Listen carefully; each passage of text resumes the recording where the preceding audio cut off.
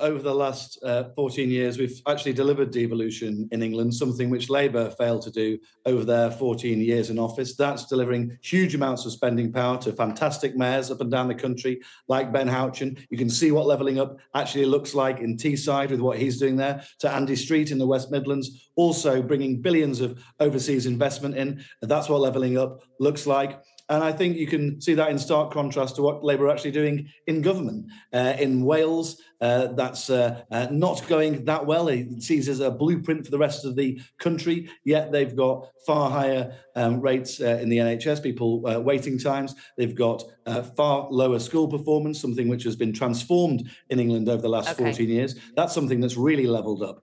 With 2/3 of kids in 2010 attending good or outstanding schools, that's now over 90% in England. Transformed educational performance. I do think I'm going to. Can I jump in and get a question in as well? I'd really appreciate it. Thank you so much. Look, I think some council leaders would be listening to what you've got to say there with open ears, shall we say, and a few raised eyebrows, because there is a £4 billion funding gap, many will say, with council leaders. Only 10% of the funding that was earmarked for levelling up projects has been spent, according to the Public Accounts Committee. You know, there's a huge squeeze on regional spending. No, that's just not the case, right? When you look at what we've done in terms of investing in, for example, in the police right across the country, we're seeing record numbers in many police forces right up and down the country. What did I say there that wasn't the case? Because I wasn't talking about the police, I'm talking about council money and the funding for levelling up projects. So what wasn't the case?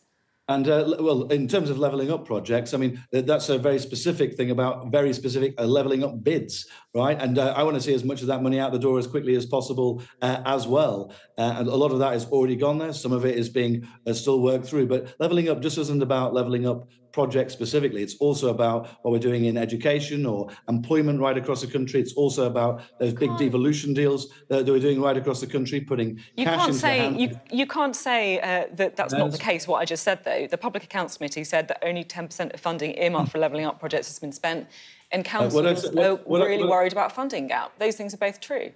What I'd say to that, Sophie, is that those levelling up projects are only a part of that overall levelling up agenda that we're doing right across the country. You're talking about one pot of cash. And actually, when we're talking about levelling up, I'm talking about things like education as well. Huge amounts of cash across the country spent on education. We've transformed education opportunities for children right up and down the country. I'd also say I'm talking about employment and people on lower wages. If you're in the north of England, like in my constituency, or here in the northwest where I am today, there's many more people in lower paid jobs. Actually, since 2010, they've seen their taxes cut and their wages rise 30% in real terms to the standards that we're seeing now. That's a huge pay increase for people. That is levelling up in action, not just for areas, but for individuals and their families as well. Of course, I want to see more cash out the door as quickly as possible with specific projects getting the go-ahead. I think that's incredibly important. But levelling up funding specifically is only a part of that broad panoply of levelling up funding, which we're doing right across all government departments, not just from specific projects coming out of one of them. Levelling up is clearly a big reason, as you'll know, why many voters went for Boris Johnson back in 2019. You're looking at the polls now and you can see why some of your colleagues are a bit twitchy. There's a suggestion in Politico this evening that some of them are saying that the PM should try and buy off Nigel Farage and the threat of reform by offering a plum job, ambassador to Washington, something like that. Would that be a good idea?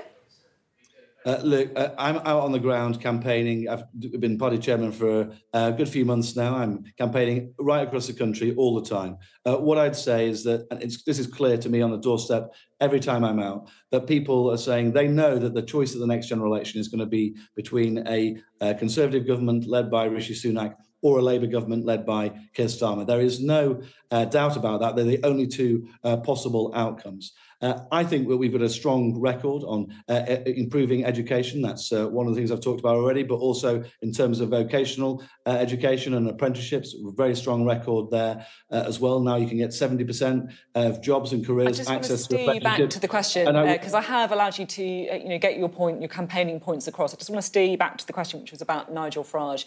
Do you think it would be a good idea for the Prime Minister to do a deal with Nigel Farage?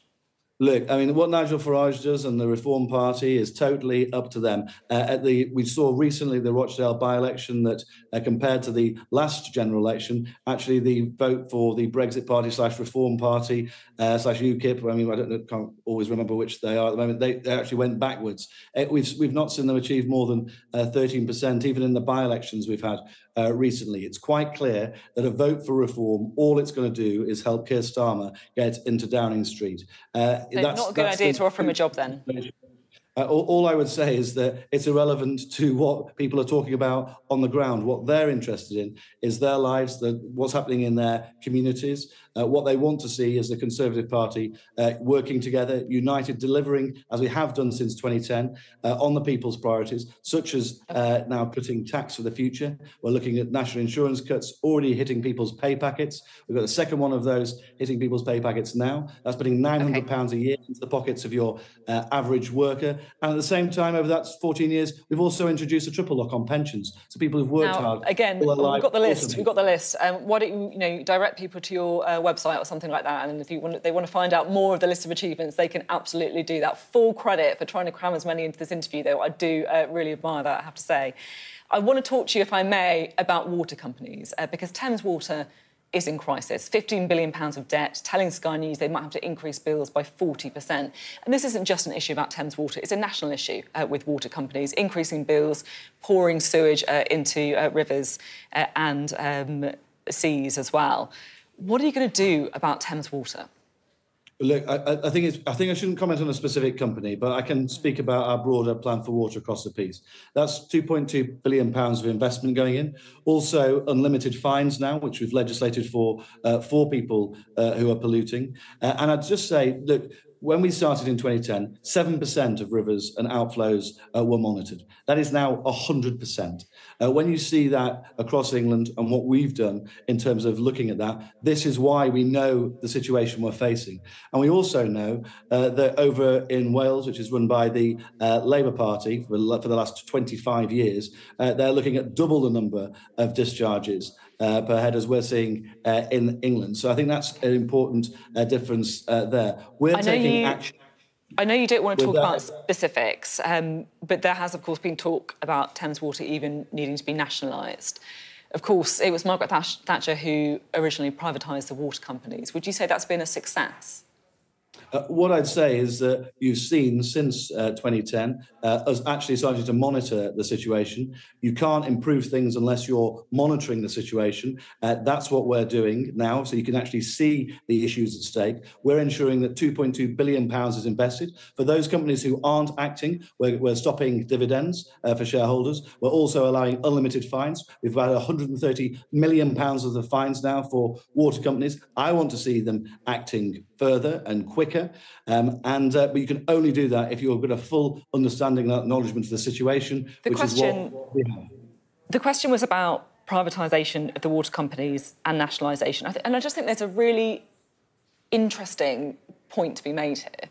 Because have we got full privatisation anyway in the competition that comes with that? You know, I'm a Thames Water customer, but if I don't agree with their service or I don't like the fact that they're hiking bills, I can't just say, oh, no, I'm not going to go with Thames Water anymore, I'm going to switch companies. So has privatisation of the water companies worked? Well, look, it's a highly regulated sector, and that's because it's essentially a privatised monopoly, which is why it's so heavily regulated, which is why we're doing things which we wouldn't do with other companies, such as totally monitoring everything they now do, an ability to stop them paying dividends, which we wouldn't do with other private companies, ability to issue unlimited fines, which we wouldn't do with other sectors. That's why it's a highly regulated sector. What I'd say is that I don't think that when you look at other parts of the world, other parts of the UK, which don't have exactly the same system, that you see a vastly different outcome. What I want to do is see actually improvements being made. That's why we've got our plan for water. That's why we're holding these companies to account in order to deliver that, because I want to see as stopping these outflows and that sort of thing from occurring in the future because of the impact it has on people's lives and on our environment. But we can only do that from a position where we know exactly what's going on. That's what we've delivered in government alongside a regulatory regime in order to enforce that as well.